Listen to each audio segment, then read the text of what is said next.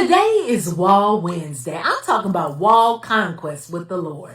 A lot of times we put up walls and barriers in our lives to shut things out, traumatic memories, unpleasant situations, sometimes even people. Walls can be designed to enclose, divide, and support or protect the space.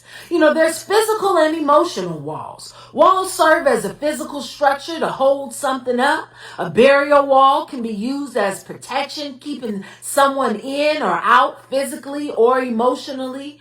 We have retaining walls to even keep us from backsliding. Walls are often used as shields when we're in defense mode. Sometimes we have to move about the walls to avoid pitfalls. Walls can be obstacles even in our lives. They feel like mountains and we have to circle about them. But what goes up must come down. Sometimes we even fall in love and we feel like a wall is blocking. Sometimes as parents, we feel like we're going in circles with our children.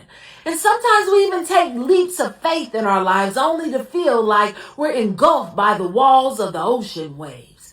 But yet there are times God calls us to march around the walls in our lives. And it's for a purpose. We get frustrated because we don't know why God is taking us like that. Circling a wall can seem endless with no reward. But we got to follow God at all costs. He'll show us how to bring down those walls in our lives. Today's scripture is coming out of Joshua 6:16. You got to read that whole chapter.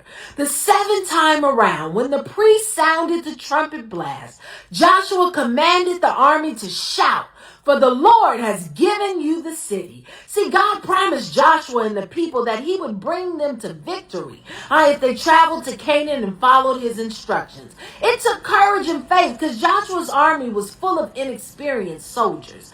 God instructed Joshua that the entire army would need to march around the walls of Jericho for 6 days. Half the army in the front, followed by 7 priests with a ram's horn in hand blowing their trumpets. Priests carrying the ark of the Lord would come next. And the rest of the army completed the march. See, on the 7th day, they marched around the city walls 7 times. At the end of the 7th time, the priests were to give an extra long blast on the ram's horn. And then all the people were to shout with a battle cry, and God promised that the walls would collapse and the soldiers could take the city. Sometimes there's purpose in circling the walls in our lives.